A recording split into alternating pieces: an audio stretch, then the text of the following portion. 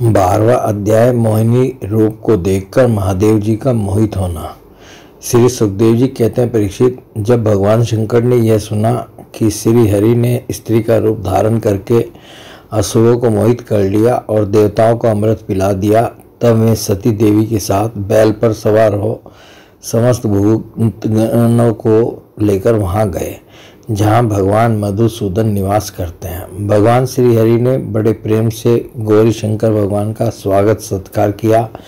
वे भी सुख से बैठकर भगवान का सम्मान करके मुस्कुराते हुए बोले। श्री महादेव जी ने कहा, समस्त देवों के आराध्य देव, आप विश्वव्यापी जगदीश्वर एवं जगत स्वरूप हैं।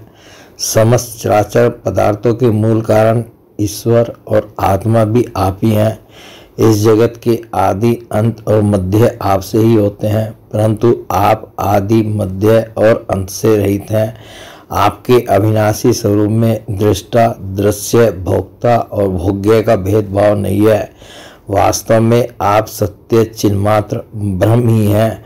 कल्याणकामी महात्मा लोग इस लोक और परलोक दोनों की आसक्ति एवं समस्त कामनाओं का परित्याग करके आपके चरण कमलों की ही आराधना करते हैं। आप अमृत स्वरूप, समस्त प्राकृत गुणों से रहित, शोक की छाया से भी दूर, स्वयं परिपूर्ण ब्रह्म हैं। आप केवल आनंद स्वरूप हैं। आप निर्विकार हैं। आपसे भिन्न कुछ नहीं है, परंतु आप सबसे भिन्न हैं। आप विश्व की उत्पत्ति, स्थिति और प्रलय के परम कारण हैं। आप समस्त जीवों के शुभाशुभ कर्म का फल देने वाले स्वामी हैं, परंतु यह बात भी जीवों की अपेक्षा से ही कही जाती है। वास्तव में आप सबकी अपेक्षा से रहित अनपेक्ष हैं। स्वामिन, कार्य और कारण, द्वैत और अद्वैत जो कुछ है वह सब एकमात्र आप ही हैं। ठीक वैसे ही जैसे आभूषणों के रूप में स्थित सुवर्ण और मूल सुवर्ण में कोई अंतर नहीं है, दोनों एक ही वस्तु हैं। लोगों ने आपके वास्तविक स्वरूप को न जानने के कारण आप में नाना प्रकार के भेदभाव और विकल्पों की कल्पना कर रखी है। यही कारण है कि आप में किसी प्रकार की उपाधि न होने पर भी गुणों को लेकर भेद की प्रतीति होती है। पर वो कोई आपको ब्रह्म समझते हैं तो दूसरे आपको धर्म कहकर वर्णन करते हैं। इसी प्रकार कोई आपको प्रकृति और पुरुष से परे परमेश्वर मानते हैं तो कोई विमला, उत्कर्षिणी, ज्ञाना, क्रिया, योगा, परही, सत्या, ईशाना और अनुग्रह, इन 9 शक्तियों से युक्त परम पुरुष और दूसरे क्लेश क्रम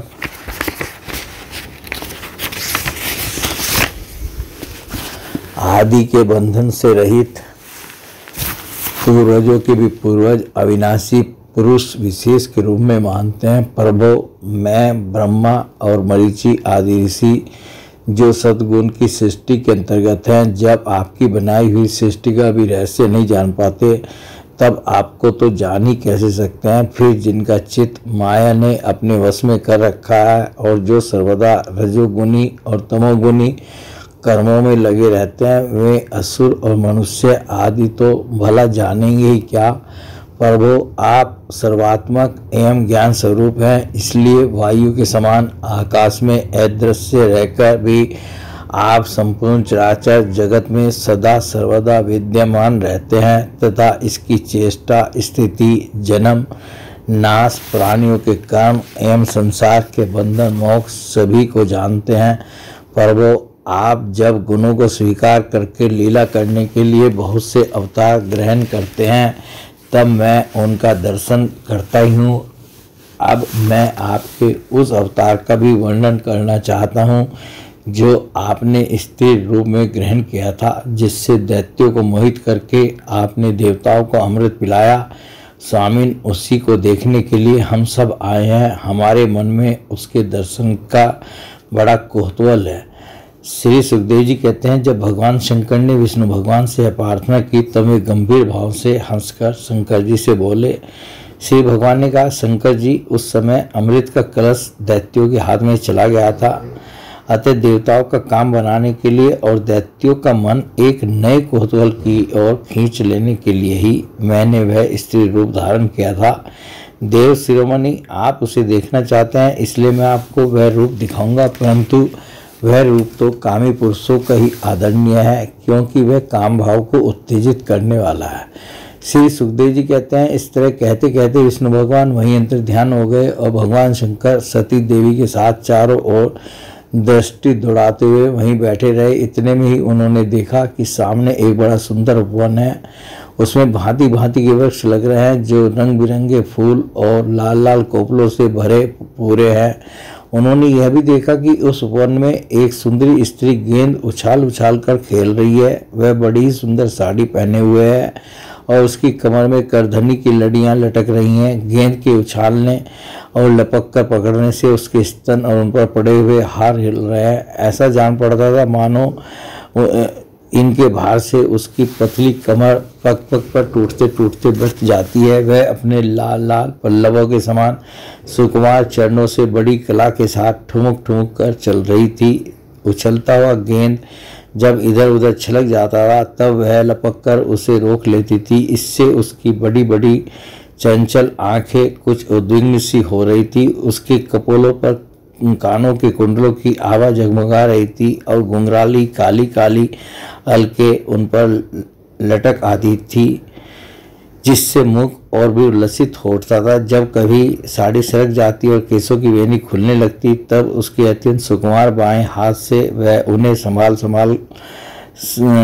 संभाल लिया करती। उस समय भी वह दाहिने हाथ से गेंद उछाल उछाल कर सारे जगत को अपनी माया से मोहित कर रही थी। गेंद से खेलते खेलते उसने तनिक सल्लज भाव से मुस्कुराकर तिरछी नजर से शंकर जी की ओर देखा। बस उनका मन हाथ से निकल गया। वे मोहिनी को निहारने और उसकी चितवन के रस में डूबकर इतने विवल हो गए कि उन्हें अपने आप की भी सुधि न रही। फिर पास बैठी हुई सती और गनों की तो याद ही कैसे रहती। एक बार मोहिनी के हाथ से उछलकर गेंद थोड़ी दूर चला गया, वह भी उसी के पीछे दौड़ी। उसी समय शंकर जी के देखते देखते वायुओं ने उसकी झीनी सी साड़ी करधनी के साथ ही उड़ा ली। मोहिनी का एक एक अंग बड़ा ही रुचिकर और मनोरम था। जहाँ आंखें लग जाती लगी ही रहती। यही नहीं, मन भी वही रमन करने लगता। उसको इस दशा में देखकर भगवान शंकर उसकी ओर अत्यंत आकृष्ट हो गए। उन्हें मोहिनी भी अपने प्रति आसक्त जान पड़ती थी। उसने शंकर जी का विवेक छीन लिया था। वे उसके हाव भावों से कामातुर हो गए और भवानी के सामने ही लज्जा छोड़कर उसकी ओर चल पड़े। मोहिनी वस्त्रहीन तो पहले ही हो चुकी थी। शंकर जी को अपनी ओर आते देख बहुत लज्जित हो गई। वह एक वृक्ष से दूसरे वृक्ष की आड़ में जाकर छिप जाती और हंसने लगती, परंतु कहीं ठहरती न थी। भगवान शंकर की इंद्रियां अपने वश में नहीं रही, वे कामवश हो गए थे। अतः हथिनी के पीछे हाथी की तरह उसके पीछे पीछे दौड़ने लगे। उन्होंने अत्यंत वेग से उसका पीछा करके पीछे से उसका जूड़ा पकड़ लिया और उसकी इच्छा न होने पर भी उसे दोनों भुजाओं में भरकर हृदय से लगा लिया। जैसे हाथी हथिनी का आलिंगन करता है, वैसे ही भगवान शंकर ने उसका आलिंगन किया। वह इधर उधर खिसककर छुड़ाने की चेष्टा करने लगी। इसी छीना झपटी में उसके सिर के बाल बिखर गए। वास्तव में वह सुंदरी भगवान की रची हुई माया ही थी। इससे उसने किसी प्रकार शंकर जी के भुजपास से अपने को छुड़ा लिया और बड़े वेग से भागी। भगवान शंकर भी उन मोहिनी वेशधारी अद्भुत कर्मा भगवान विष्णु के पीछे पीछे दौड़ने लगे। उस समय ऐसा जान पड़ता था मानो उनके शत्रु कामदेव ने इस समय उन पर विजय प्राप्त कर ली है। कामुक हथिनी के पीछे दौड़ने वाले मदोन्मत्त हाथी के समान वे मोहिनी के पीछे पीछे दौड़ रहे थे। यद्यपि भगवान शंकर का वीर्य अमोघ है, फिर भी मोहिनी की माया से वह स्खलित हो गया। भगवान शंकर का वीर्य पृथ्वी पर जहाँ जहाँ गिरा वहाँ वहाँ सोने चांदी की खाने बन गई। परीक्षित, नदी, सरोवर, पर्वत, वन और उपवन में एवं जहाँ जहाँ ऋषि मुनि निवास करते थे वहाँ वहाँ मोहिनी के पीछे पीछे भगवान शंकर गए थे। परीक्षित, वीर्यपात हो जाने के बाद उन्हें अपनी स्मृति हुई। उन्होंने देखा कि अरे भगवान की माया ने तो मुझे खूब छकाया। वे तुरंत उस दुखद प्रसंग से अलग हो गए। इसके बाद आत्मस्वरूप सर्वात्मा भगवान की यह महिमा जानकर उन्हें कोई आश्चर्य नहीं हुआ। वे जानते थे कि भला भगवान की शक्तियों का पार कौन पा सकता है। भगवान ने देखा कि भगवान शंकर को इससे विषाद या लज्जा नहीं हुई है, तब वे पुरुष शरीर धारण करके फिर प्रकट हो गए और बड़ी प्रसन्नता से उनसे कहने लगे। श्री भगवान ने कहा, देव शिरोमणे, मेरी स्त्री रूपिणी माया से विमोहित होकर भी आप स्वयं ही अपनी निष्ठा में स्थित हो गए, यह बड़े ही आनंद की बात है। मेरी माया अपार है, वह ऐसे ऐसे हाव भाव रचती है कि जितेंद्रिय पुरुष तो किसी प्रकार उससे छुटकारा पा ही नहीं सकते। भला आपके अतिरिक्त ऐसा कौन पुरुष है जो एक बार मेरी माया के फंदे में फंसकर फिर स्वयं ही उससे निकल सके। यद्यपि मेरी यह गुणमयी माया बड़ों को मोहित कर देती है, फिर भी अब यह आपको कभी मोहित नहीं करेगी, क्योंकि सृष्टि आदि के लिए समय पर उसे क्षोभित करने वाला काल मैं ही हूँ। इसलिए मेरी इच्छा के विपरीत वह रजोगुण आदि की सृष्टि नहीं कर सकती। श्री सुखदेव जी कहते, परीक्षित, इस प्रकार भगवान विष्णु ने भगवान शंकर का सत्कार किया। तब उनसे विदा लेकर एवं परिक्रमा करके मैं अपने गणों के साथ कैलाश को चले गए। भरतवंश शिरोमणि, भगवान शंकर ने बड़े बड़े ऋषियों की सभा में अपनी अर्धांगिनी सती देवी से अपने विष्णु रूप की अंशभूता मायामयी मोहिनी का इस प्रकार बड़े प्रेम से वर्णन किया। देवी, तुमने परम पुरुष परमेश्वर भगवान विष्णु की माया देखी। देखो, यूँ तो मैं समस्त कला कौशल विद्या आदि का स्वामी और स्वतंत्र हूँ, फिर भी उस माया से विवश होकर मोहित हो जाता हूँ। फिर दूसरे जीव तो परतंत्र हैं ही, अतः वे मोहित हो जाए, इसमें कहना ही क्या है।